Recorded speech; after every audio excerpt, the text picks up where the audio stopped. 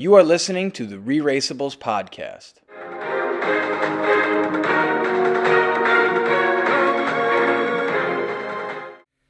Good evening, everybody, and welcome back. Welcome back. The ReRACEables Podcast is back, better than ever. Very exciting night. It is premiere night. It is season 35 of The Amazing Race. And we're here to break it all down with our Power Rankings podcast to kick things off for season 35. Welcome to my friends Josh and my wife Nicole. Welcome. Thank you. How's it going? Are we excited about this or what? We are jazzed. I haven't slept in 3 days. All right. Well, we are going to break down our power rankings as we always do. We're counting it down from our 13 to our number 1. And how about the starting line? Before we start on our podcast with the rankings, how about the starting line and choosing the iconic Hollywood sign? Love it. Great location, iconic. We know what's happening. It's great. And you have the whole United States to travel. Or they could go the other way, go to like Japan. Oh, right away. Imagine. That would be kind of crazy. But this is season 35. The biggest 90-minute episodes. Can't hold anything back here. All right, so we are about to jump into our power rankings. And the way we've done this in the past has been pretty much the same, right? Where we watch the videos that are available through social media, and through some of the basic websites like Paramount or whatever that you can find kind of the introduction videos. And we base it on very little, right? We see their age, we see their occupations, we see where they're from, we see what they say to each other, how they kind of interact in those videos, and we just pass hard judgment, folks. And we just try to do our best to categorize each team and put them into a rankings from 13 to 1, and that's where we're at. Did I forget anything? No. Okay, so how did everybody's kind of shake out? Did everybody have any categories or anything that they want to start with? Well, Josh showed up here with a binder, so I think we should just start with Josh. Yeah, Josh has a black binder with a cover page of the group photo of all 13 teams. Oh, we forgot to talk about 13 teams. How do we feel about even just adding and having never before 13? Is that a big deal, a little deal, or no deal? I think it is a big deal, and I like it. I like that there's more people to pass judgment on. We definitely like that part. And it's a bigger deal even because there's no non-eliminations. Right. You now need to beat 13 teams and never come in last place. This is the hardest season of Amazing Race yet. Yeah, that's true. And it does leave open the door for somebody to be eliminated mid-episode 1, like Bilal and what was it, Kaid? Or those poor guys, the earliest eliminated in the history of the race. It is good, though, and it's the 90 minutes, so you figure you need more content, throw another team in, make somebody else's dream come true. Yeah. I'm in on the 13, but I don't know. I hope it doesn't go to 15, 16, something crazy like the challenge where it's too many people. Yeah, the challenge completely lost control. Yeah, it's completely nuts. So the way that I broke down my teams... Yeah, back to that. Thank you, Josh. I broke it down to the top tier is the Got-It-Alls, the middle tier is the Captivatings. They are interesting teams that have something going for them, but maybe don't really have a chance at winning, or maybe they do.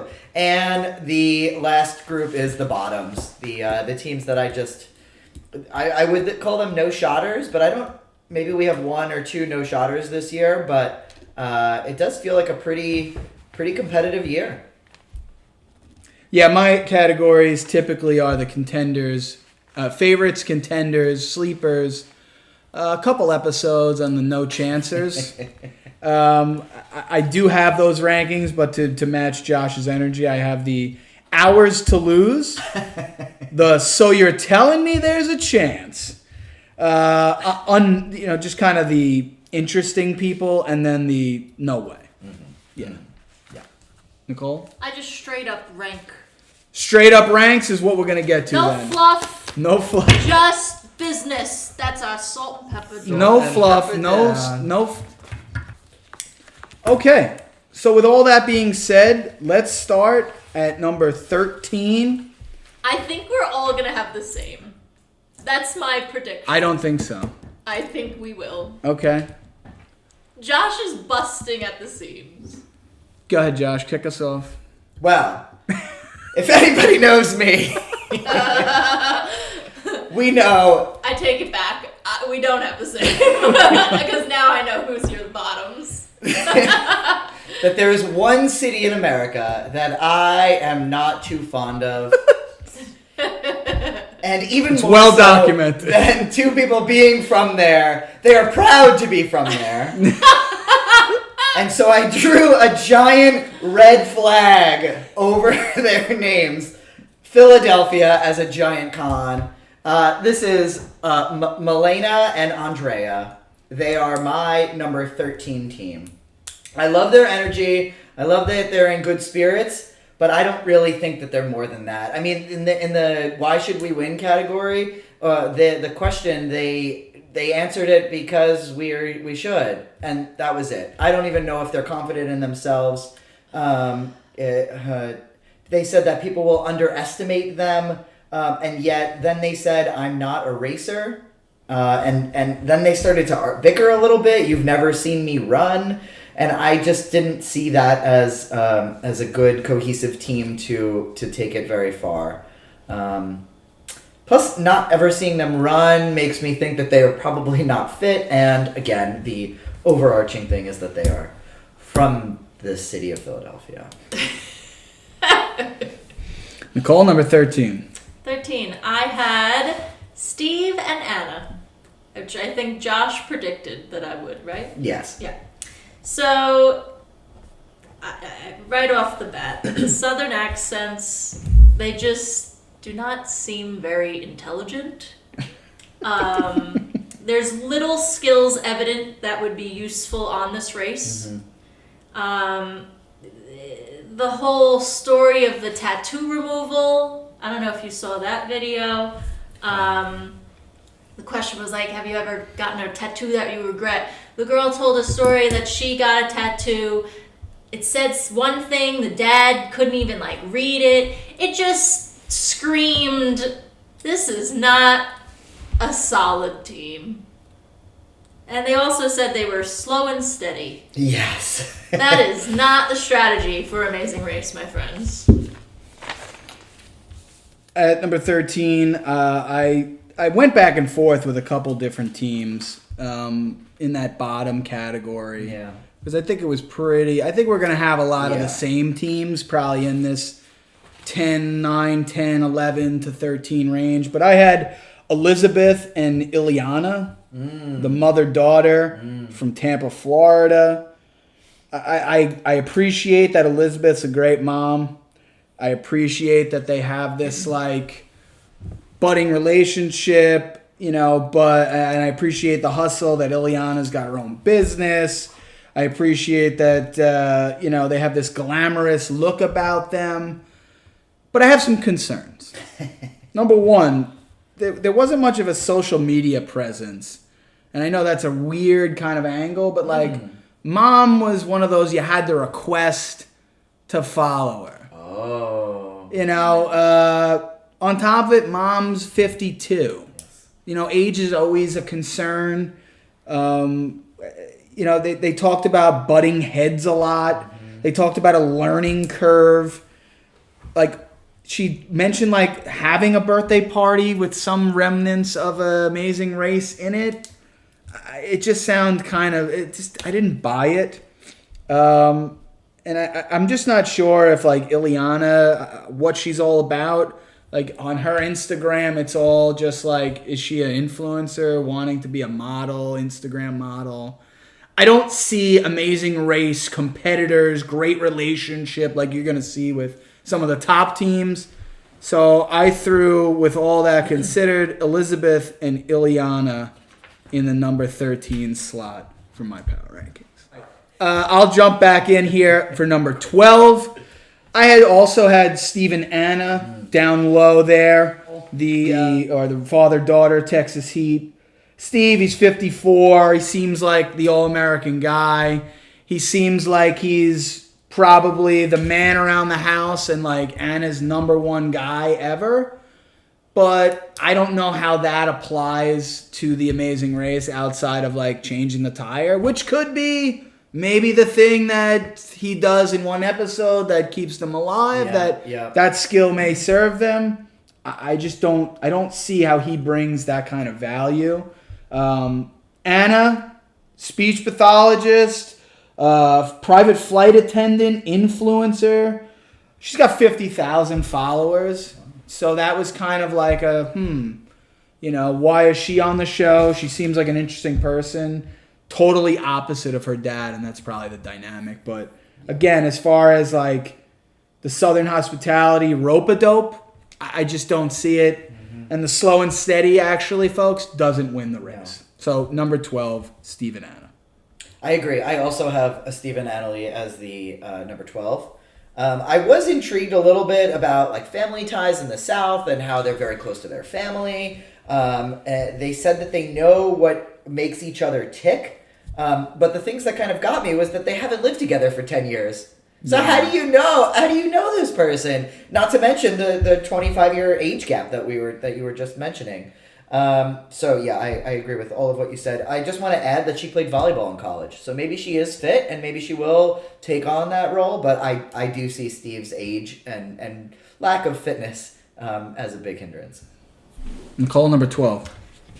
Number 12, I had Rob and Corey. The father-son. Father is deaf. Huh. At least I'm assuming. Yes. Yes. Okay. Yeah. I love the deaf community. However, I would love to see them be successful. However, I just really predict that the son is going to be carrying this team on his back. It's not something I'm going to enjoy watching. Why not? Because you want the deaf guy to win. Yeah. You do. But I just don't think it's going to shake out like that. I think... So it's like the concern of just how does that play into literally racing around the world for $1 million, where communication is so important. Yes. And it's tough. His son, he's going to rely so much on the son. Who seems amazing. Who seems great. They both seem amazing. Superstar. Yeah. But how much could the son really carry the team? But also the father's physical shape seems out of shape, on the older side. Mm-hmm. Son, very fit, young, spry guy, but again, it's just he's going to be carrying that weight on him. Also, the whole story about the dad losing his keys all the time, relying on push start, not a good sign. Not a good sign. And then their team name, Team MacArthur. Yeah. Not very creative thinkers here. Didn't have them that low, and Nicole, you just made a hell of a case for why they should be in that 12 spot. Thank you. Who do you got for number 11? Number 11, I have Garrett and Joel. The facial hair men. The beards, yes. I got some major Noodler vibes from these guys. That's what came to mind first. I wrote that down immediately when taking my notes. Not very intelligent seeming. They got the question about conspiracy theories, and it just did not shine them in a very bright light. And they call themselves Team Dad Bod. So again, are these the fittest guys? Yeah. They're not the worst, but I'm not expecting very much from them. I have to agree. I'm putting Joel and Garrett in that spot as well. Oh. I want to love them. I do love them. I do love those guys. But I just don't see it. I feel like I did get the Noodler vibes shout out to Cody and Nathan. But I like that they're the military friends, and we're going to talk more about military later with another team. And I was hesitant to make the wrong judgment. Shout out Marcus and Michael, right? Yes. I appreciate that. But world record beards, they'll have a great personality, but I feel like they kind of shake out in this area at number 11.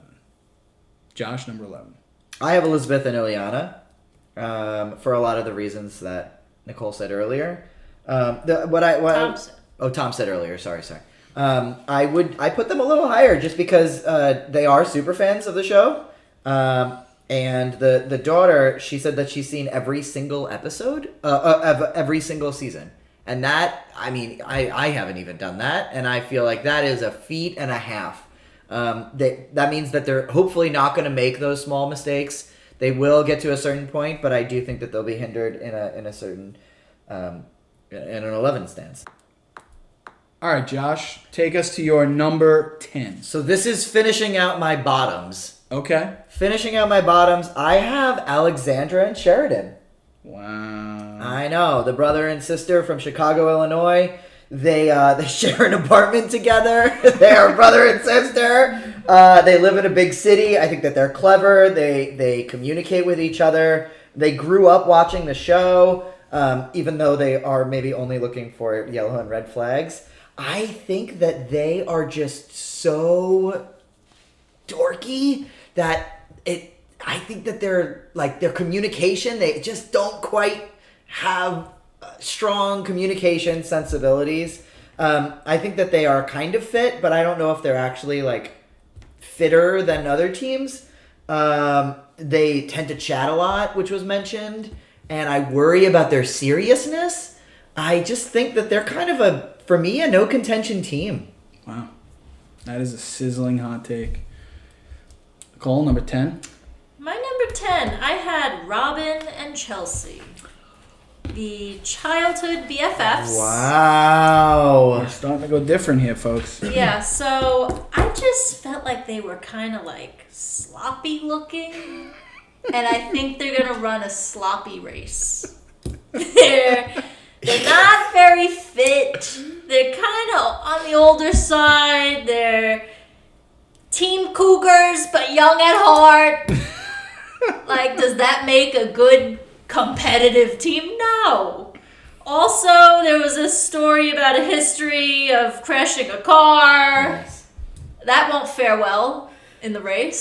So that's why they were my number 10. My number 10, I had Morgan and Lena, the light blue team, sisters, 31 and 29, marketing executives from Brooklyn and LA. The first thing they said in their video was they're like oil and water, which is always a huge red flag for me. They have heart and drive. Right, they binge watched everything. They're not actually super fans of the show per se. Yeah, they're binge watching it. Just to add to that though, she did say that she watched 27 seasons in 2 months. So binge watching is one thing, but 27 seasons is 2 months. Yeah. That is hardcore. That's like that bucket of water that fills up at the water park and just dumps it on you. I don't know. I guess I kind of just when they talk, they seem to have no emotion. They would kind of like the Terminator. I see that. And I don't know that that's gonna lend itself well to building relationships with other teams, which I think is kind of important. And I just I think you need that kind of. Maybe I'm just dubious of the sisters team. You need that kind of alpha to the beta. Yeah. I feel like we got 2 alphas here because they are these marketing execs. Yeah. And I had to slap them in my bottom. I don't think they have a real chance at this whole thing. Number 9. I guess I'll get the party continuing here. I had Robin and Chelsea. I had the rare bottom half of the Power Rankings purple team. We've seen a ton of success with the purple team, we had Derek and Claire. Shout out to them, winners of last season. Before that, Raquel and Kayla, runners up. Before that, Will and James. Shout out to all of them. Love them all. Lot of purple hype, like a tough acts to follow. Well, we made mention of it in our podcast, and so again, I think Phil was listening, and they were like, "We got to give purple to one of the lower teams." Yeah, I think they had to dilute the it. public are catching on. Yeah, that totally. We're giving all the good teams purple. And I don't mean to sound, however this could sound, but like, I don't know, the stay-at-home mom, like the team of stay-at-home moms, that's great. I love that they get off the couch, and that's very relatable and great. But like, again, to translate to winning, that's what we're talking about here, right? We're ranking who's going to win, and the likelihood of that, I don't see it. No social media presence.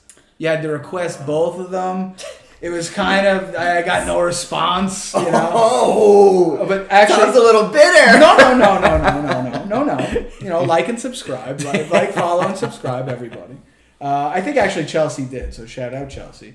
You know, one bullied the other one. They were rowdy in their 20s.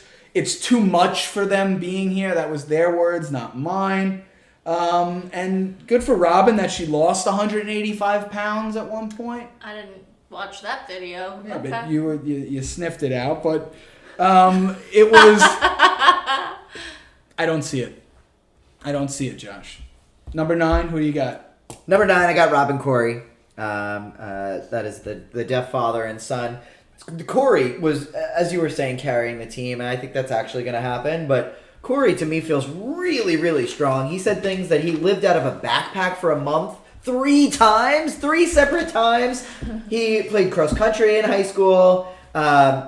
I think that there's something interesting about how Rob is the father, how Rob is gonna navigate this. I think that in a world, especially, hopefully that they will last long enough to make it to the Asian countries where language and communication is always difficult. I actually think that he's going to be able to break the communication barrier in a world where he is used to not being able to communicate with hearing people every day. He's going to be so able to communicate with someone who's Asian using signs and using however he can communicate. That's all he knows in life. I actually don't think that putting him in another country is going to be that crazy. And it's actually going to help him way more than it's going to help any other team. It's not a disadvantage. It's not a disadvantage. If anything, it's a disadvantage to every other team. I don't think it's quite an advantage to him, right. But that's where the other teams are struggling, and I think that he's going to be kind of level playing field, which is so fascinating. Willing to navigate, but put in hard situations, right? I think that growing up in a deaf culture, you're used to how do you figure things out in a world where you have a boundary in this and communicating. Perhaps he actually might not even need to communicate because he is pretty independent, and they will be really good at directions. They will be really good at following clues. They will be really good at remembering things. I actually think that they're going to shine. So I have them at number 9. Number 9, Nicole? My number 9, I had Jocelyn and Victor. Now, historically, my judgments on the Asian population has not been kind. I thought I was very generous with my line. So, folks, we're referencing Hung and Cheese, season 32. Nicole ranked them dead last. And they finished second. Yeah. And nearly won. So, Jocelyn and Victor, they're probably very smart, right? Yes. But what else do they have going for them? They don't seem very athletic at all. They're kind of old. Their team name was Team Retail Love. I wrote next to that, huh? They own a grocery store. Okay. That's why it's called Team Retail Love? I think so, yeah. Yes. I think so. My Both thoughts were, managers what do you love shopping? Yay! How is that going to help you on the race? Again, we don't go off of much here, folks. So it's a lot of filling in the gaps. So I can see how so you got it. that's all I had. Okay, number 8. Who do you got, Nicole? Number 8, I have Maliana and Andrea. Are they Malena? friends? Sorry, Malena. Maliana. Are they friends? Are they sisters? They are best friends. Best friends. From this is Philly! very Philly friends. Okay. So, my first reactions were they're happy-go-lucky. They've probably known each other a long time. Yeah.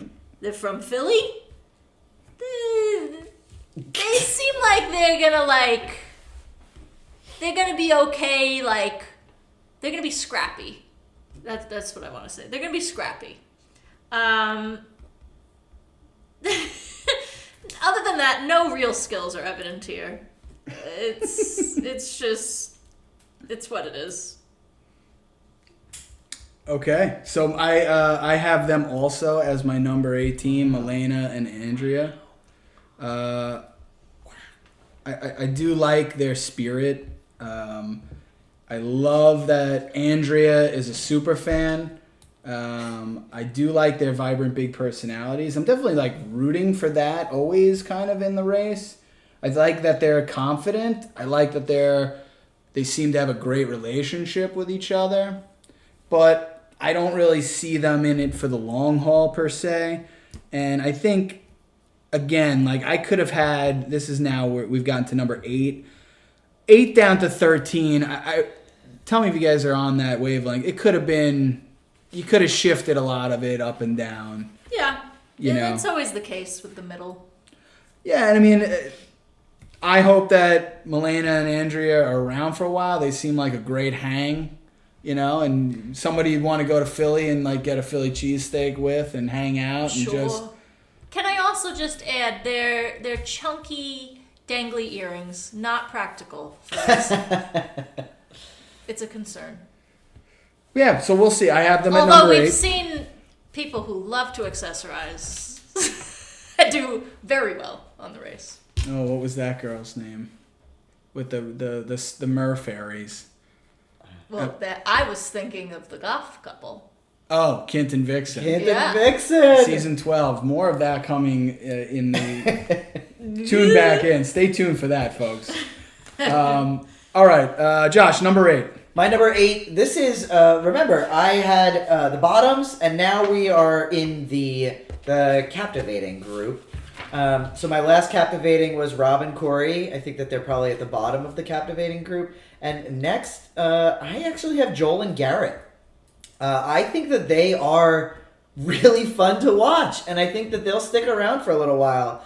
They are friends, best friends, which means they choose to be best friends. They're not stuck with each other. They're very fun. It was enticing to hear about their 3 months of fake challenges at home where they had their wives create challenges that they had to run and tackle. I thought that was interesting. They said they were going to have fun and laugh the whole time. Yes, a con is that they're dad bods. One thing that I would note is occupation is a delivery driver and a auto claims training specialist. And we know that there's a lot of driving in this show. And a delivery driver needs to know locations, needs to know stops, needs to know where to turn, needs to know really, really good sense of direction. And I think that that's going to keep them around. So I have them at 8. It's a formidable 8. I think that their fitness and the fact that they're maybe a little older are going to be their detriment. But I actually think they're going to be fun to watch for a while. Number 7. Number 7, Morgan and Lena. Me too. Yeah, a lot of the same reasons Tom said earlier. I think that they are they're executives. They say that they're well traveled. They say that they know pop culture. They say that they're fun and sporty. But I don't know how willing they're going to be to get their hands dirty. They said that they were oil and water, right? Yeah. They said they're not super strong physically. Those are phrases that I don't love to hear. There was a discussion about one of them being forgetful and like maybe a bit ditzy, and so I don't know. I think that they are a strong team, but I just don't see them. I don't see them taking home the gold. Yeah, I agree with everything you said, especially the part about being forgetful. I could see this is going to be a team that does not read the clue. Yep. and it's going to mess them up along the way, and they will fight.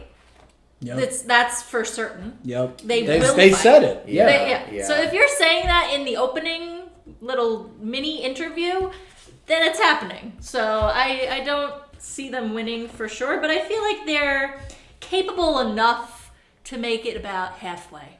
Okay. Yeah, I think the whole corporate thing too doesn't really play so well in the race. Yeah. Number 7, to round out our 7s, I had Rob and Corey. I think this is my I'm rooting for them pick. Oh, yeah. I think I had them probably higher because I'm rooting for them. I mean, incredible story. I'm genuinely curious to watch how they will have to navigate running the race. I mean, Survivor had a deaf contestant one season. I forget which one, but it ran into a lot of that particular contestant ran into a lot of problems. It was like they couldn't participate in the conversations at night with people around the fire. Wow. Right? Because they couldn't read people's lips. And, I think, what does deaf culture look like in other countries? How is that seen?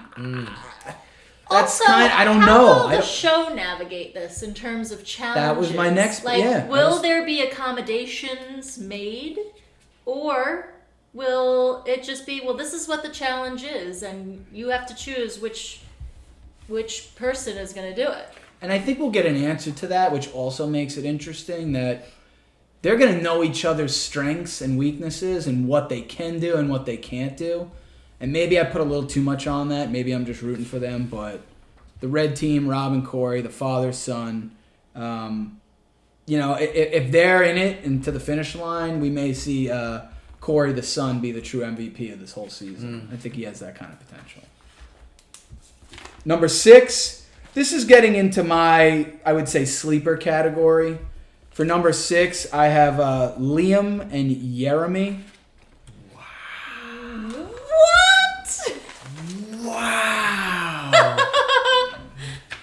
Wow. Please, tell us why. Well, we have brothers in the Army Green. I've seen this before, like I said earlier, but now I'm getting into it. I put Marcus and Michael dead last season, and that almost bit me embarrassingly. Because they showed me that the military guys are not like the cops, like Mike and Mo. And so, I really bumped these guys up. 23 and 24, they're already vets. One's in the Navy, one's in the Marines. They grew up in Texas with a single mom, fractured relationship when they were really young. They believe in each other, kind of like a bro vibes, like despite being military guys. They're in great shape. Obviously, they're afraid of nothing. They've been under pressure is what makes you put them definitely in the top half. But I think I really weighed in on they're young. I know they've been places, but Marcus and Michael are older, and I think a little more life experience and not as young is what made me not make the exact comparison. And put them in the sleeper. I think could they win? Sure. But I thought I felt most comfortable with them kind of in that spot of number 6, a sleeper. Liam and Jeremy. Josh, you're flabbergasted. Yeah, we'll get there. My number 6 rounds out my captivating category, and that is Jocelyn and Victor. I think that they are captivating. They're very interesting. They're going to be smart, but I don't know if they have it all to take it to the top. They are a bit older. Maybe they're not too fit. Maybe they're too nice. But I really, really loved how they were talking really in detail about how they've been watching and trying to figure out strategically. They are another team that I could see bringing very little supplies, a very little backpack, very little, or being very conscious about how to get things or how to deal with things. Another thing I thought about, because they are grocery store managers, attention to detail is going to be impeccable. If my job was about organizing stock every day, I know, then I can't see them losing any sort of those detail-oriented challenges. And they're a strong team, so they round out my captivating category at number 6. Nicole, number 6. All right, number 6, I had Ileana and Elizabeth. Some things that I like about them. I like that they're super fans. They've probably strategized. They've probably put the forethought into it. They're probably going to really think about strengths and weaknesses. They probably know each other very well. I just don't think they have what it takes, though. It's one thing to be a super fan, but do you physically have what it takes? No, they do not. They're a little on the chup side. That's why I put them at 13. How do you have them all the way up at 6? I know. Well, because they're gonna be into it. They're not just there to have a good time. They're there to compete, I believe. All right, so you're buying their Okay. conviction. I am. All right. She did mention half a bag of snacks. Part of me loves that she said that. Yeah, you're rooting for the snacks. That's it. That's what. Now we've uncovered That's exactly it. it. Now we've really. We're She- rooting for the snacks. They here. also just seem kind of high maintenance. She Yes. said she can't go long without eating. Right. I can relate. Oh. This is my Robin Corey is you right now with them. Wow, that's a homer pick. Okay. Who do you got for number 5? Number 5, I've got Alexandra and Sheridan. I love this brother-sister duo. Oh my They God. just exude positivity, excitement. They're bursting at the seams in their interview. They're both engineers. They're not going to fight. Nope. These two are going to get along Yep. swimmingly. They're the same person. Yeah. It's just male and female version of the same Yes. exact person. That's Yes. right. They're fit enough, it seems. Definitely. I like them. I think that they will go pretty far. Number 5, I have as my even more of a sleeper. Almost, I would slip them into the contender. I have Ashley and I have Todd, our married couple, the Orange team, 38-year-old special ed teacher. Shout out to Todd. That's my role too, so I'm obviously rooting for him. Ashley, hospitality account manager. They're both from California. Couple things stood out. They've been together since they're 15. Todd is... I felt like he was kind of like the more feminine one, and like Ashley was the more like alpha one. So like a gender typical, like a stereotype is kind of reversed. I don't know. You guys get that vibe at all? I can see that. Okay, maybe not. I think Ashley has a chance to be the most valuable player of the season. She seems like a super competitive human being. And again, a type A. Josh is not agreeing. All right. But my hesitation with them is, they call themselves the comeback couple, which I love. Like they're trying to bring awareness to marital problems and like working through that, which I think is very relatable, and people will be rooting for them or see themselves in them for maybe those reasons, and I love that. But I don't know. I feel like maybe that's just the old school, like Will and Tara. Like, are these two going to be fighting like crazy? Yeah. Is this going to expose some stuff? I don't think so, but that's why I wasn't going to put them in the top 4. I think that's why I had them right there. Number 5, sleeper, Ashley and Todd, Orange team. Josh, number 5. Number 5. This might be a contentious pick. I have Robin and Chelsea. You got sucked in on the purple. Sucked in. Sloppies. They are stay-at-home moms. They've been childhood best friends. I actually think that being a Sucked them stay-at-home right mom in. is difficult. You need to keep up. You need to be fit. You need to be picking up and putting down those kids all day. You need to have a good itinerary. You need to be good at driving. They also live in the Pacific Northwest. And I will say, if there's anything about the Pacific Northwest, is that you get out. Just as you were saying, sitting on the couch, I bet those kids are going on hikes every week. I bet those kids are out of the house. I bet they are very, very fit, very, very cool. I think they are living a second life a little bit. But I think that they're hard work. They are formidable. They said that they could take on any fitness challenge. being outdoors, being fit, like running down to the finish line. I don't know. I still don't see them maybe winning, but I see them as number 5. We're gonna see them for longer than you think. I will jump in with number 4 because I had Ashley and Todd. So similar placement to you, Tom. And similar reasons. I mean, they seem very competitive, which I like. Yeah, I think so. I predict that they will play dirty.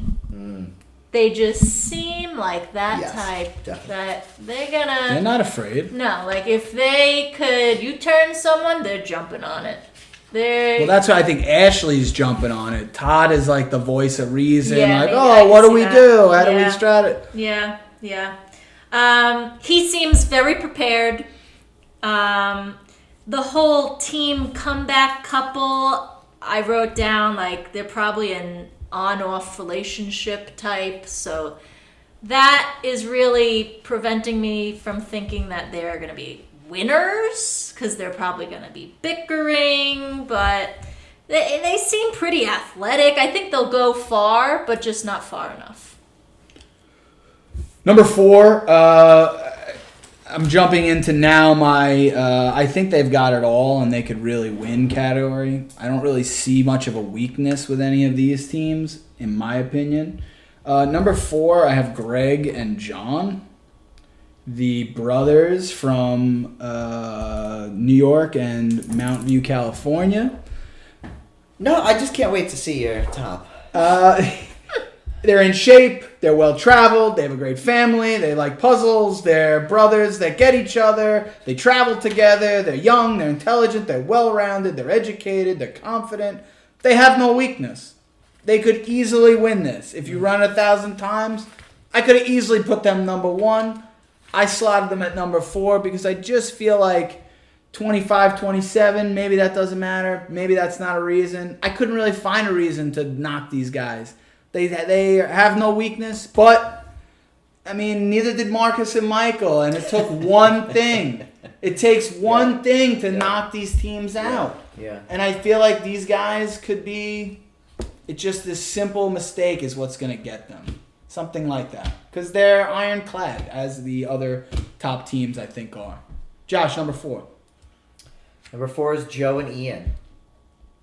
The engaged couple from New York, New York, head of business development for commercial real estate tech and senior director of new business for a marketing startup. These guys are impressive. Smart. It's impressive. Some of my questions, are they actually fit? I don't know. They look fit. They look great. But I don't know if they're like used to playing sports when they're wearing a suit every day. Are they willing to get their hands dirty? I like that they're from a city, as most of these teams are from bigger cities. I think that's an interesting takeaway as we go around the world and also as to who you root for. But they also say that they're opposites, and that does worry me a bit in terms of communication, in terms of long-lasting. So again, just like you were saying, these teams have the formidable option to or ability to win, but in my rankings, I put them at 4. I had them at 3 to jump into the top 3s. I had Joe and Ian. Yeah, I mean, city guys, smart, good-looking, in shape, fans of the show, watched everything. The strategy is to maintain fun. They recognize the moment. I love that about them. Yeah. That makes me want to root for them. Yeah. But the thing that I think made me put them 3, and again, I could have put them 1. Sure. You have a type A, Ian. You have the easygoing, Joe.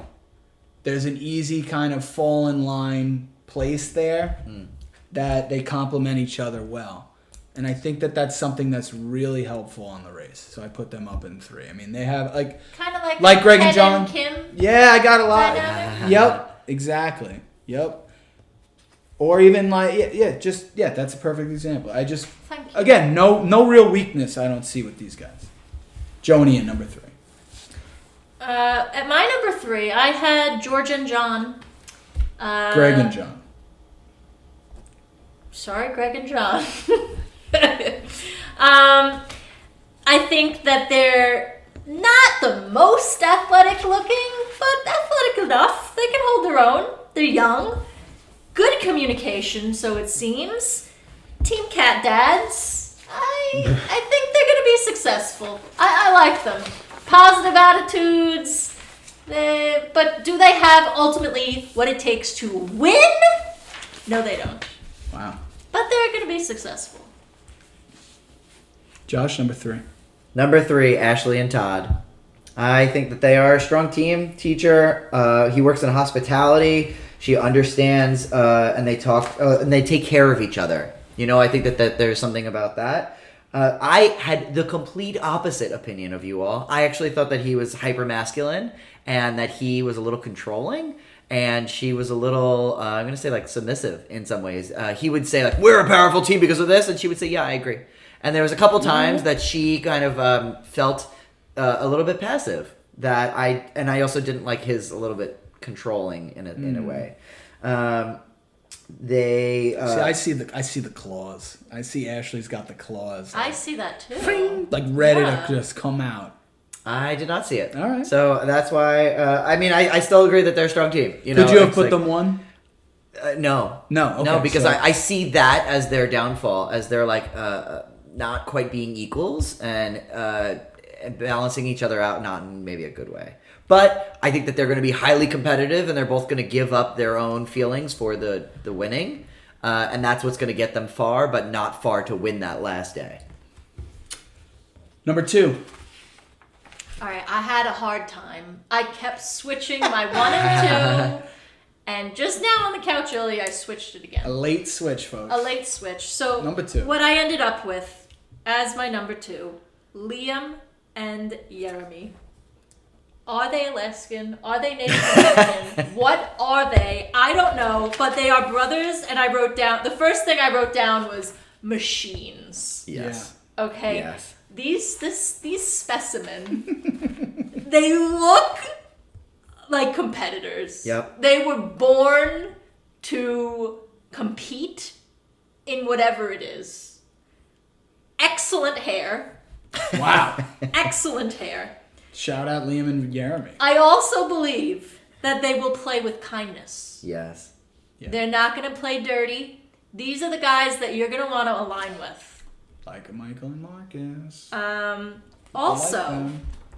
Team Dealer's Choice. Ooh. Wow, the nickname. Love the creative name. They think outside the box here. Mysterious. Like, ooh, what's Dealer's Choice? Ooh. I don't know. A lot of intrigue. The fact that then I learned that they're veterans. Come on, okay. Wow. They work Nicole well. is smitten. Yeah. I am. They work well under pressure. They're grateful. Oh! Wow. And they believe in each other. I mean, what more could you ask for? Wow, how did they not get to number 1 here, Wow, folks? I know, it was tough. I told you. At number 2, I will jump in. I had the siblings Alexandra and Sheridan. What? Listen. What planet are you on? What weakness do they have? They know each other as well as anybody on here. They share an apartment. They're roommates. They work together. Sheridan's social. They're both nerdy, but they complement each other. They travel together. I put a big emphasis on the teams that had travel experience. Sure. Because I think that's a huge advantage. And I think that I'm drinking the Kool-Aid here. They're smart. Like, where's the weakness? I don't see it. Again, could I have put them 3-4 behind Joe and Ian, Greg and John? Of course. Could you put them 5-6? No? I wouldn't have. Wow. I mean, I guess you could.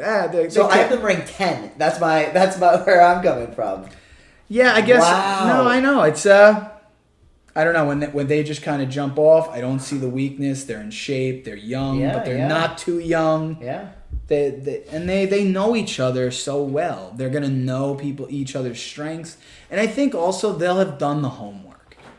Like where some teams are like, I watched 30 seasons. It's like in 1 week. Like, okay, but did you study it? Like, what did you learn from watching it? I think that these two took everything in, and I bet you they know every flag in every country and studied the phrases, common phrases, and they got all that stuff. Like anything that they could prepare for, they channeled their superpower of being engineers and super smart and put it towards greater use. Number 2, Alexandra Sherrod. Do they have Alana and Leo vibes? They I do, thought of that. but I think they're next level from them. What? Okay. Josh, number 2. Number 2, Greg and John.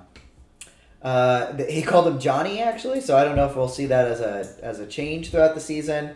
Brothers, I guess my only faults are that they actually live on other sides of the country. They're from New York and California. I, on the contrary, didn't love their team cat dads. I didn't like it either. If I had one reason to not like them. if you're I didn't love that if you're explaining why, like who are you, and you say that you're a cat dad, I'm like, okay, I'm way more than my cat. But they're young, they're fit, they're smart, they're well rounded. I think that they showed a lot of emotional intelligence, and I think that that's going to get them through to a further length. And they're very comfortable with each other. They said they know a lot about each other. So that's why I have them as number 2. A very strong team. I could see them winning at some points, but I don't see them winning in my race. Speaking of winning, we've come to that point, folks. We're ready to reveal our number 1 team that we have for season 35 Power Rankings. Nicole, end the suspense. You flipped, you flopped, you flipped again. Yep. You put Liam and Jeremy 2. Yep. Who did you put number 1? Last minute, number 1, I put Joe and Ian. Joe and Ian. So this is a couple. First of all, I didn't know until a few minutes ago that they were engaged. I wrote gay ? So glad that was confirmed. They're young. They're fit. They're intelligent looking. I loved Intelligent looking. Yeah, I know, right? I loved that they told a story about one of them had a sensitive stomach, but then he did this eating competition. In the name of competition, he did it. He'll suffer the consequences later. This is a competitor. This is what I want to hear. Okay? I want to hear that you're going to put your own comfort aside in the name of the game. You don't need comfort. No. Team City Boys. I like that they identify as City Boys. These are New Yorkers. They're going to know how to navigate a subway, a bus, a train, whatever. They can do it. You can make it in New York. You can make it anywhere. Especially If I can okay? make it there. They also just seem like they have a very good, healthy relationship with each other. Just from their interactions. Yeah. I just get good vibes. I get also Will and James vibes. Winners. Yeah. They're just winners. a je ne sais quoi about them. I as we have all talked about, I think that Liam and Jeremy, I think that they are my number 1. I was impressed by their physicality, of course. Their abs were literally bursting through their t-shirts. However, I was really intrigued by their ability to navigate high-stress situations. As veterans of the Navy and the Marine Corps, that is a really, really hard thing to do, especially on this race when we see emotions take a hold of it. And then I quoted that they de-stress each other. I thought that was interesting. They're smart. They have good vibes. They're there to just have a good time, play a good race, enjoy it. They refuse to lose. And what I loved is that they were each other's hype mans. They were just amping them up. I think they said, who's a faster runner? And he's like, I've never seen him run like that. It was so beautiful. It was the coolest thing ever. I was like, that's the brother that I want, that's just going to hype me up and is going to push each other to make each other better. I did have some flaws. I do worry a little bit because they were apart from each other. I worry that they are still building bonds, but I think that that's going to be their arc in this story, that they are building their bonds back together. One question that I have that I'm interested to figure out is that they're 23 and 24 years old, and yet they're both veterans. So how do you become a veteran? Is that, were they injured, or were you taken out for a specific reason, or what happened? Or did they just retire early? I have no idea, but that is a possible contention point in my asterisk. But I think that they are a super strong team, and that's why they are the lead of my Got It Alls. To round it out, folks, my number one may not be purple, but it's lavender, baby. Jocelyn and Victor. You're sick. You're sick in the head. No, I am so healthy in the head. Jocelyn and Victor, the married couple from Albuquerque, baby. I think you just come up with these bogus predictions to stir the pot in this podcast. It's all right. He's going to lose the power rankings. He is. Ladies and gentlemen, let me explain to you why Jocelyn and Victor are the number one team, and it's gotta be them. No. 30-plus year relationship.